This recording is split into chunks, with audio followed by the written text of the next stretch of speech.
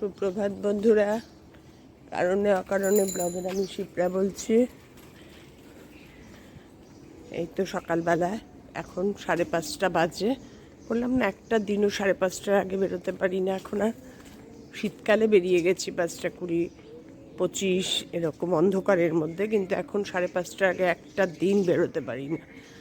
এমন টায়ার্ড লাগে, এমন ঘুমিয়ে পড়ি, 5টা বেজে যায় উঠতে উঠতে। তো যাই হোক, তোমরা সবাই কেমন আছো? আমি ভালোই আছি গো। এই মর্নিং ওয়াকে বেরিয়েছি, এখন একটু হালকাভাবে হাঁটছি। কর্তা গেছে মেয়ের বাড়ি তুলসী পাতাটা দিতে, আসলে পরেই হাঁটা শুরু করব।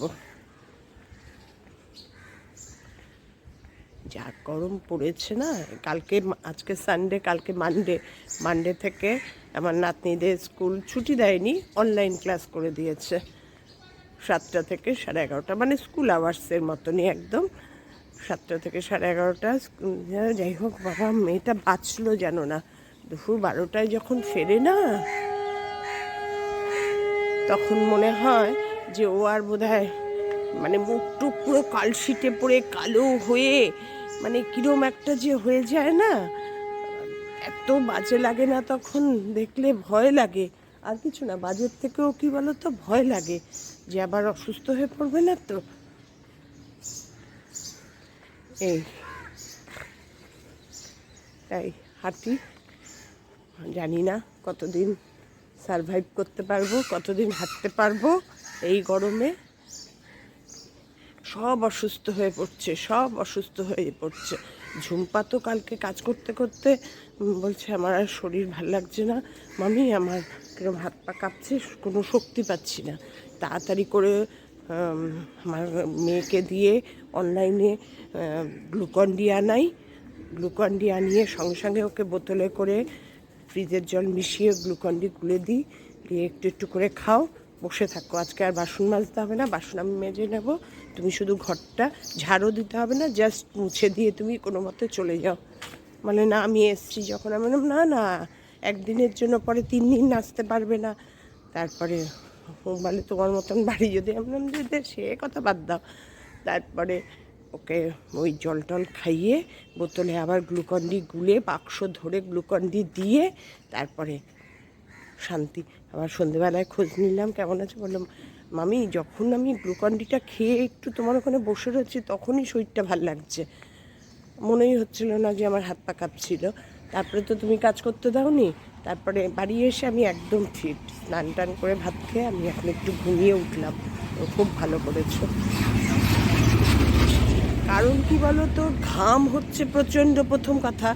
দ্বিতীয় কথা, দুপুর 12টার সময় যখন যায় না সান, তো তখন একদম মাথার ওপরে প্রচুর হিট, প্রচুর, মানে বলে বোঝানো যাচ্ছে না। এই অবস্থা চলছে কলকাতার এখন। কবে যে বৃষ্টি হবে জানি না। 1 ফোঁটা 2 ফোঁটা বৃষ্টি যদিও হয়, তাহলেও কি বলো তো, গ্রাউন্ড একটু তো ঠান্ডা হয়, চারদিক যেন একদম গরম। তার মধ্যে মর্নিং ওয়াক কদিন চালাতে পারবো জানি না, করছি। তবে মর্নিং ওয়াক না করলেও ভালো লাগে না। আগের দিন মেলায় গেছিলাম চড়কে, বলেছি, ওখানে অনেকগুলো পোর্সেলিনের বাটি টাটি, মাইক্রোওভেন প্রুফ, ওগুলো কিনেছিলাম। অনেকগুলো না, 2টো কিনেছিলাম, বেশি কিছু কিনিনি। ভয় লাগলে মেলা থেকে কিনবো, কিন্তু আমি গড়িয়াহাটের তুলনায় পোর্সেলিনের জিনিস অনেক দাম কম। বড় মেয়েকে বলেছিলাম, কালকে ও বাবানের নাচের ক্লাস ছিল, ওখান থেকে ফেরার সময় আমাকে ফোন করে বাড়ি থেকে তুলে নিয়ে গেছে। গিয়ে কতগুলো কিনেছি, তোমাদের সঙ্গে আর আনন্দের ঠেলায় ভিডিও করতে পারিনি। অনেকগুলো কিনেছি, তোমাদের দেখাবো বাড়ি গিয়ে। রাত্রেই ধুয়ে পুর করে রেখেছি, তোমাদের দেখাবো। নুনের সল্ট পটও একটা কিনেছি। আরে আমার আগে এরকম সল্ট পট ছিল, ভেঙে গেছিলো, তারপরে প্লাস্টিকের ইউজ করছিলাম, আর কেনা হচ্ছিল না। শখ দেখো এই গরমের মধ্যেও, বুঝেছ? এই সব এফেক্ট হচ্ছে মর্নিং ওয়াক।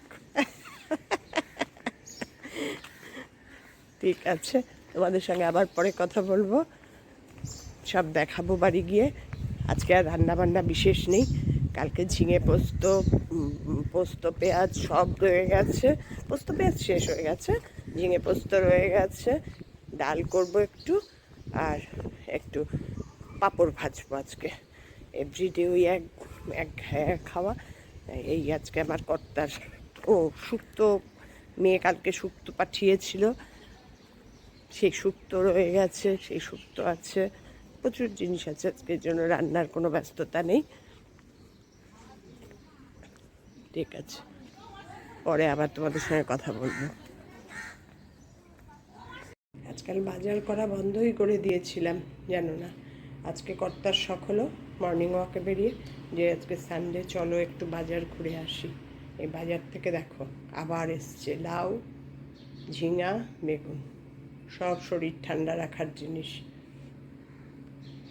বাজারে যেতে এত ভালোবাসে, এখন তো বাড়ির থেকেই বাজার করছি, ভ্যান থেকে, কিন্তু তার আজকে শখ হলো চলো।